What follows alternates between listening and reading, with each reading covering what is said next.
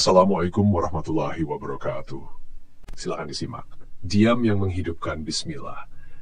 Aku ingin berbagi sesuatu yang akhir-akhir ini sering sekali aku renungkan. Sederhana kelihatannya, tapi dalam sekali rasanya. Tentang diam. Ya, diam. Bukan diam karena malas bicara, bukan juga karena tidak tahu harus berkata apa, tapi diam yang sadar, diam yang tertuju kepada Allah. Diam yang isinya justru penuh. Pernah tidak merasa bahwa semakin kita dekat kepada kebenaran, semakin kita tidak ingin banyak bicara, semakin kita melihat hakikat sesuatu, semakin kita ingin menyimpan kata-kata. Karena ternyata, diam bukan sekadar tidak berbicara, tetapi menjadi ruang di mana hati kita berbicara dengan Allah. Diam itu bukan kehampaan. Justru dalam diam itu, hati bisa lebih hidup, bisa mendengar, bisa merasa. Dan dari sanalah muncul ilmu tertinggi. Ilmu menyimak yang datang dari Allah, bukan sekadar dari bacaan atau diskusi. Rasulullah Muhammad SAW bersabda, barang siapa yang beriman kepada Allah dan hari akhir, hendaklah ia berkata baik atau diam. Itu bukan sekadar adab lisan, tapi petunjuk arah. Kalau tidak bisa mengucapkan kebenaran dengan niat yang bersih, lebih baik diam dan menata hati terlebih dahulu. Dalam diam, seseorang bisa menyaksikan dirinya sendiri. Ia melihat ego yang biasanya begitu aktif mengambil alih. Nafsu yang ingin bicara hanya agar dianggap benar. Diam membongkar itu semua, seperti cermin yang tidak berdebu. Ia memantulkan apa yang sebenarnya sedang terjadi di dalam. Diam bukan berarti berhenti berkarya, bukan juga menolak interaksi. Tapi diam itu semacam kesiapan untuk tidak memulai sesuatu dengan hawa nafsu, melainkan dengan cahaya kenabian, baik dalam perkataan maupun perbuatan. Kalau dipikir-pikir, betapa seringnya kita bertindak hanya karena reaksi, bukan karena kebeningan. Kita menanggapi, menyela, menjawab, menyerang, semua karena ego belum selesai. Tapi orang yang telah belajar diam, ia tidak reaktif, ia tidak mudah terpancing. Ia tidak bicara karena harus, tetapi karena dibutuhkan. Ia tidak bertindak karena ingin dilihat, tetapi karena ada cahaya yang menuntunnya. Itulah diam yang sejati, diam yang aktif, yang dalam batinnya tidak pernah lepas dari zikrullah. Yang lisannya mungkin diam, tetapi jiwanya bekerja. Bekerja menyambungkan batin dengan langit. Allah Subhanahu wa Ta'ala berfirman dalam Quran Surat Kaf ayat 18, tidak ada satu kata pun yang diucapkan, melainkan di sisinya ada malaikat pengawas yang selalu siap mencatat. Satu ayat ini cukup menjadikan diam sebagai perlindungan. Karena setiap kata itu abadi dalam catatannya, sementara kita sering terlalu mudah melontarkannya. Diam itu juga bentuk adab tertinggi dalam makam ihsan. Ihsan itu adalah saat kita beribadah seolah-olah kita melihat Allah.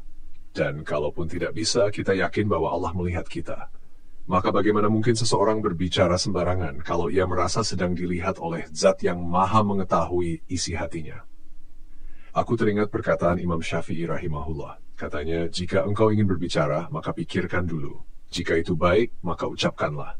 Jika tidak, maka diam lebih baik. Nasihat ini bukan sekadar tentang kata-kata, tapi tentang cara hidup. Diam menjadi batas antara kita dan dosa. Ia seperti pagar yang melindungi akhlak. Tentu bukan berarti kita harus menjadi pendiam. Tapi maksudnya adalah, ketika kita harus bicara, pastikan itu datang dari jiwa yang sudah tenang, bukan dari nafsu yang meledak-ledak. Dalam istilah tasawuf, itu disebut nafs mutmainah. Jiwa yang tenang, yang sudah tidak reaktif, tidak bergelombang karena keinginan duniawi. Nah, diam itu melatih kita untuk sampai ke titik itu. Ia mengajarkan kesabaran, ketelitian, kebeningan, dan yang paling penting, kehadiran hati di hadapan Allah. Tidak semua aktivitas itu harus riuh. Bahkan dalam keheningan yang penuh zikrullah lah, seringkali aktivitas terbaik dilakukan. Diam bukan berarti tidak bergerak. Tetapi diam berarti menunggu dengan sabar kapan harus bergerak. Dan saat bergerak pun bukan karena dorongan ego, tetapi karena dorongan cahaya kenabian, sunnah Rasul yang lahir dan batin. Orang-orang yang benar-benar memahami makna diam, mereka tetap aktif. Mereka berkarya, berdakwah, menolong, bahkan memimpin. Tapi semua itu dilakukan dalam keadaan hati yang tidak bising. Karena hati yang sunyi dari kegaduhan dunia mampu menangkap isyarat dari Allah yang sangat halus. Begitulah kira-kira yang aku pelajari dan coba jalani. Tidak mudah, tapi semakin hari aku semakin yakin bahwa diam itu bukan kelemahan, melainkan kekuatan yang terlatih. Diam itu bukan ketidaktahuan, melainkan tanda dari kedalaman. Dan diam itu bukan akhir, tapi awal dari sesuatu yang lebih hakiki. Semoga Allah melatih kita semua untuk bisa diam dengan hati yang hidup dan berkata hanya dengan lisan yang jujur dan membawa rahmat. Karena kadang satu kata yang salah bisa menghancurkan, tapi satu diam yang benar bisa menyelamatkan. Lalu jika diam itu bukan sekadar hening, tapi jalan menuju kedalaman, bagaimana kita bisa memulainya? Bagaimana agar diam kita tidak menjadi kekosongan yang dingin, melainkan keheningan yang hangat dengan cahaya. Disinilah satu jembatan itu terbentang, cahaya kenabian. Cahaya yang bukan sekadar sinar, tapi pengertian. Cahaya yang bukan hanya menerangi pikiran, tapi menyinari batin, hingga kita tahu mana dorongan ilahi dan mana bisikan nafsu. Cahaya kenabian itu sejatinya adalah ilmu yang hidup, bukan ilmu yang hanya disimpan dalam buku atau dikejar untuk pengakuan. Ia adalah wawasan batin yang muncul dari hati yang bersih, dari jiwa yang jujur, dari diri yang telah merunduk rendah di hadapan Tuhannya. Dan untuk membuka pintu menuju cahaya itu, tidak ada jalan lain selain bertelut di hadapan Allah, bertafakur, dan beristighfar. Menundukkan wajah bukan hanya dengan kepala, tapi dengan jiwa yang siap mengakui segala kekeliruannya. Bukan sekadar mengatakan, aku salah, tapi mengalami dan menyadari di kedalaman diri bahwa selama ini ada ego yang terlalu sering mengatasnamakan kebenaran. Ada nafsu yang menyamar sebagai keinginan mulia. Ada kesombongan yang tersembunyi di balik amal dan kata-kata. Ketika kita menyadari itu, maka perlahan, diri yang palsu akan runtuh. Aku yang penuh tuntutan akan luruh. Dan hanya tersisa satu pengakuan sejati dalam batin yang paling dalam. La ilaha illallah, tidak ada Tuhan selain Allah. Itulah puncak diam sejati. Saat tidak ada lagi aku yang bersandar kepada kekuatannya sendiri, dan hanya tersisa kehambaan. Sebuah ruang suci di dalam dada yang berkata lirih tapi pasti, Muhammad adalah utusan Allah, pembawa cahaya itu, jalan penuntun itu yang diamnya penuh makna dan bicaranya membawa kehidupan.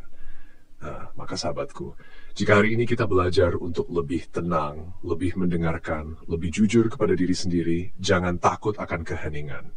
Karena di sanalah pustaka ilahi sedang menunggu untuk dibuka, dan jalannya bukan dengan banyak tahu, tapi dengan sedikit bicara dan banyak mengakui. Bukan dalam kata, tetapi dalam rasa. Dalam rindu kepadanya yang tidak pernah jauh, tapi sering tak kita sapa. Semoga Allah melembutkan hati kita, menjernihkan jiwa kita, dan menyalakan cahayanya dalam diam-diam kita yang tulus. Penutup, doa dan salam akhir ya Allah, wahai Zat yang maha mendengar dalam sepi, yang tak pernah jauh meski kami sering lupa, yang selalu menunggu kami kembali, bahkan ketika kami terus menjauh. Hari ini kami belajar untuk diam, bukan karena tidak tahu harus berkata apa, tapi karena sadar bahwa Engkau lebih mengetahui isi hati kami, lebih paham dari kami sendiri tentang siapa kami sebenarnya. Ampunilah kami ya Allah, atas kata-kata yang melukai, atas ucapan yang sia-sia, atas bisikan hati yang tak Engkau ridai. Lembutkanlah hati kami agar bisa jujur mengakui, bukan hanya dengan lisan, tapi dengan segenap jiwa, bahwa tidak ada Tuhan selain Engkau dan Muhammad adalah utusan-Mu yang mulia. Bimbing kami agar diam kami bukan karena lalai, tapi karena sadar, agar gerak kami bukan karena nafsu, tapi karena tuntunan cahaya dari-Mu. Jadikan tafakur kami menjadi jalan memahami, jadikan istighfar kami menjadi jembatan kembali, dan jadikan diam kami sebagai tempat bercahaya, sampai kami benar-benar lagi berkata aku, tetapi hanya Engkau ya Allah, hanya Engkau.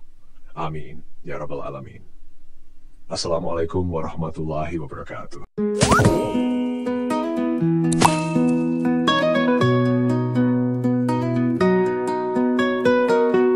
Aku sangka penjara itu bukan tembok, bukan jeruji, tapi bisik lirih dalam dada yang berkata, akulah segalanya. Ku merasa berbuat, padahal hanya digerakkan. Ku merasa hebat, padahal hanya dipinjamkan. Betapa sering ku sangka merdeka, padahal diriku masih terikat.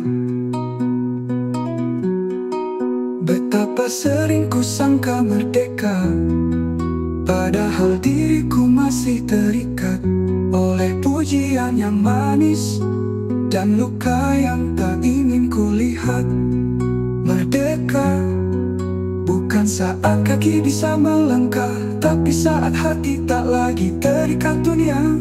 Bukan saat suara lantang menggema, tapi saat jiwa tenang dalam diam yang penuh makna.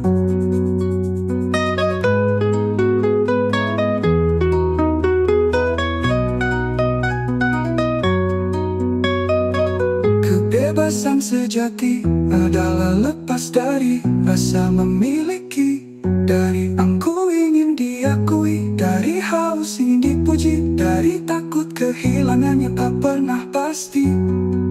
Ku tinggalkan rasa akulah yang tahu, karena setiap orang bisa jadi guruku. Ku lepas rasa akulah yang paling benar, karena kesombongan menutup pintu sadar. Aku belajar melihat hikmah di balik hal-hal kecil, dalam bisik angin, dalam tawa bocah, dalam perih yang tak terlihat. Dan akhirnya kemerdekaan itu ku temukan, bukan dalam kemenangan besar, tapi dalam tunduk yang ikhlas pada satu kalimat yang menenangkan semesta. La ilaha illallah Muhammad Rasulullah. Itulah porosku, tempat semua gelisah kembali pulang, tempat semua rencana berserah tenang, tempat semua kehilangan jadi penuh harap. Merdeka bila jiwa tak lagi haus dimengerti.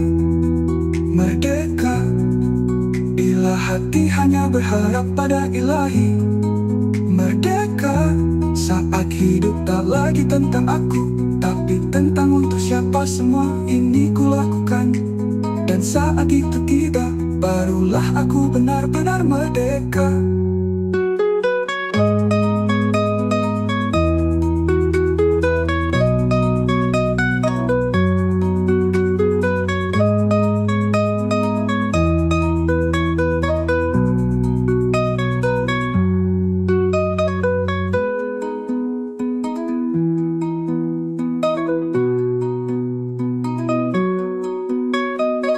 Bertinggalkan rasa akulah yang tahu,